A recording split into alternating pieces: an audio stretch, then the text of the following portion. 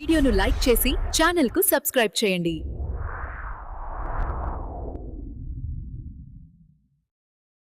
IPL 2026 mini action వచ్చేసింది. మరి ఈసారి 10 టీమ్ స్ట్రాటజీలెలా ఉండబోతున్నాయో పదండి ఈ విశ్లేషణలో ప్రతి టీం ప్లాన్ ఏంటో లోతుగా చూసేద్దాం. అయితే చూడండి, మనం టీమ్స్ని ఒక్కొక్కటిగా కాకుండా వాళ్ళ ఆక్షన్ స్ట్రాటజీని బట్టి 3 గ్రూపులుగా విడగొట్టి చూద్దాం. అంటే చిన్న చిన్న మార్పులతో సరిపెట్టుకునే టీమ్స్ దగ్గర్నుంచి ఆక్షన్లో దుమ్ము రేపబోయే టీమ్స్ వరకు అన్నింటి గురించి మాట్లాడుకుందాం. సరే, మొదటగా పెద్దగా మార్పులు అవసరం లేని దాదాపు సెటిల్ అయిపోయిన స్క్వాడ్స్ ఉన్న టీమ్స్ గురించి చూద్దాం. వీళ్ళ దగ్గర పర్స్ కూడా చాలా తక్కువ ఉంది, సో వీళ్ళు మంచి బేరం కోసం చూస్తున్నారంతే. ఇక్కడ చూస్తే ముంబై ఇండియన్స్, పంజాబ్ కింగ్స్ రెండింటికి పెద్దగా ఖర్చు పెట్టే ఛాన్స్ లేదు. కానీ ఇంట్రెస్టింగ్ విషయం ఏంటంటే దానికి కారణాలు మాత్రం వేర్వేరుగా ఉన్నాయి. ముంబై ఇండియన్స్ దగ్గర ఉన్నది కేవలం 2.75 crores మాత్రమే. అంత తక్కువ డబ్బుతో వాళ్లు తమ కోర్ టీంనైతే నిలబెట్టుకున్నారు. ఇక ఇప్పుడు వాళ్ల ఫోకస్ అంతా బ్యాకప్ ప్లేయర్స్ పైనే, అది ముఖ్యంగా వాళ్ల పేస్ అటాక్కి బలం చేకూర్చడం కోసం. అయితే ఇంత తక్కువ బడ్జెట్లో ట్రెంట్ బోల్ట్కి సరిపోయే మంచి ఫారిన్ పేసర్ని బ్యాకప్గా తీసుకురావడం, అదే ఇప్పుడు వాళ్ల ముందున్న పెద్ద సవాల్. నిజానికి స్పెన్సర్ జాన్సన్ లేదా ముస్తాఫిజుర్ రెహమాన్ లాంటి వాళ్లు దొరికితే బెస్ట్, కానీ యాక్షన్లో వాళ్ల రేటు పెరిగిపోతే మాత్రం బడ్జెట్ ఆప్షన్గా ఉన్న బెన్ ద్వార్షుయిస్ వైపు వెళ్లక తప్పదు. ఇక పంజాబ్ విషయానికొస్తే ముంబైతో పోలిస్తే వీళ్ళ దగ్గర పర్స్ కొంచెం బెటర్. కాని సమస్య ఏంటంటే వాళ్లు ఆల్రెడీ 21 మందిని రిటైన్ చేసుకున్నారు.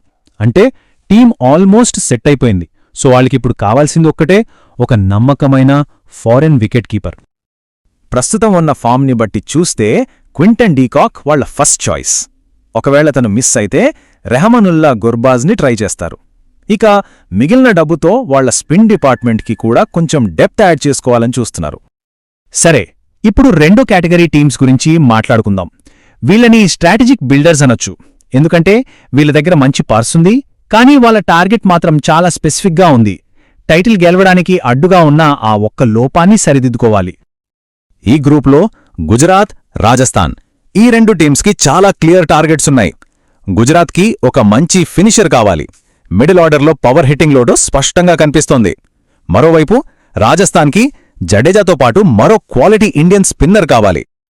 గుజరాత్కి వాళ్ల మాజీ ప్లేయర్ డేవిడ్ మిల్లర్ని తిరిగి తీసుకోవడం చాలా బడ్జెట్ ఫ్రెండ్లీ ఆప్షన్. బహుశా అదే జరగొచ్చు. ఒకవేళ అది వర్కౌట్ కాకపోతే లియామ్ లివింగ్స్టోన్ లాంటి డేంజరస్ హిట్టర్ని లేదా ఒక మంచి ఫారిన్ పేస్ ఆల్రౌండర్ని టార్గెట్ చేస్తారు. ఇక రాజస్థాన్ వాళ్ల 16.95 కోట్ల పర్స్లో సింహభాగం ఒకే ఒక్క ప్లేయర్ కోసం పెట్టేలా ఉన్నారు. వాళ్ల ఫస్ట్ టార్గెట్ రవి బిష్నోయ్. అతని కోసం దాదాపు 10 నుంచి 12 కోట్లు ఖర్చు పెట్టడానికి కూడా వెనుకాడకపోవచ్చు. ఇదే గ్రూప్లో డిఫెండింగ్ ఛాంపియన్ RCB, అలానే రీబిల్డ్ అయిన ఢిల్లీ క్యాపిటల్స్ కూడా ఉన్నాయి. అయితే వాళ్ల ప్లాన్ కొంచెం డిఫరెంట్. ఒకే ప్లేయర్పై కోట్లు పెట్టడం కంటే వాళ్ల స్ట్రాంగ్ కోర్ టీంకి మంచి బ్యాకప్లను యాడ్ చేసుకోవడంపై వాళ్ల ఫోకస్ ఉంది. ఇక్కడ చూడండి, ఇది చాలా ఇంట్రెస్టింగ్. ఈ టీమ్స్ అన్నింటి దగ్గర దాదాపు ఒకే రకమైన పర్స్ ఉన్నా వాళ్ల అవసరాలు మాత్రం పూర్తిగా వేరు. ఢిల్లీకి ఒక అగ్రెసివ్ ఫారెన్ ఓపెనర్ కావాలి, లక్నోకి ఒక పవర్ ప్యాక్డ్ ఫినిషర్ కావాలి. చూసారా ప్రతి టీం ప్లాన్ ఎంత డిఫరెంట్గా ఉందో? సరే, ఇక ఫైనల్ కేటగిరీ యాక్షన్ను శాసించబోయే అసలైన హెడ్లైనర్స్. వీళ్ల దగ్గర కోట్లకు కోట్లు ఉన్నాయి, పూరించడానికి చాలా పెద్ద గ్యాప్స్ కూడా ఉన్నాయి. వీళ్లే యాక్షన్కి అసలైన మజా తీసుకురాబోతున్నారు. First Chennai super Kings.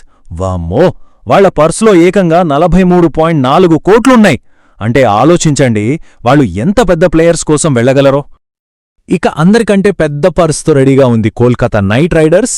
నమ్మగలరా? ఏకంగా 64.3 కోట్లు. ఈ ఒక్క పర్సుతో వాళ్లు మొత్తం ఆక్షన్ డైనమిక్స్నే మార్చేయగలరు. అయితే సిఎస్కే దగ్గర డబ్బులెక్కువగా ఉన్నా వాళ్ళకి కావాల్సిన ప్లేయర్స్ మాత్రం చాలా తక్కువ. అంటే కేవలం కొన్ని కీ పొజిషన్స్ని మాత్రమే ఫిల్ చేయాలి. దీనివల్ల వాళ్ళేం చేయొచ్చంటే తమకు కావలసిన టాప్ టార్గెట్స్ మీద పూర్తి ఫోకస్తో ఎంత దూరమైనా వెళ్లొచ్చు. సో వాళ్ల ప్లాన్ చాలా సింపుల్ అండ్ క్లియర్. 3 పాయింట్ల ప్లాన్ అంతే. 1, ఒక టాప్ క్లాస్ ఫారిన్ ఆల్రౌండర్. 2, వాళ్ల స్టార్ డెత్ బౌలర్ మతిష పతిరాణాని తిరిగి కొనడం. 3, ఒక ప్రీమియర్ ఇండియన్ స్పిన్నర్. ఈ ముగ్గురిని కొనడానికి వాళ్ల దగ్గర కావాల్సింత డబ్బుంది. మరోవైపు కేకేఆర్ పరిస్థితి పూర్తి భిన్నం. వాళ్లు ఏకంగా 13 స్లాట్స్ ఫిల్ చెయ్యాలి. అందులో 6 ఫారిన్ ప్లేయర్స్. అంటే వాళ్ళ షాపింగ్ లిస్ట్ చాలా పెద్దది.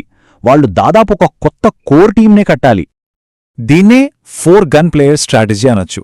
అంటే ఏంటంటే వాళ్ళ దగ్గరున్న ఆ భారీ పర్స్తో 4 టాప్ ప్లేయర్స్ని టార్గెట్ చేస్తున్నారు. ఒక ఫారెన్ వికెట్ కీపర్ ఓపెనర్, ఒక పవర్ హిట్టింగ్ ఆల్రౌండర్, ఒక నమ్మకమైన ఇండియన్ మిడిల్ ఆర్డర్ బ్యాటర్, ఇక ఒక డెత్ ఓవర్ స్పెషలిస్ట్ పేసర్.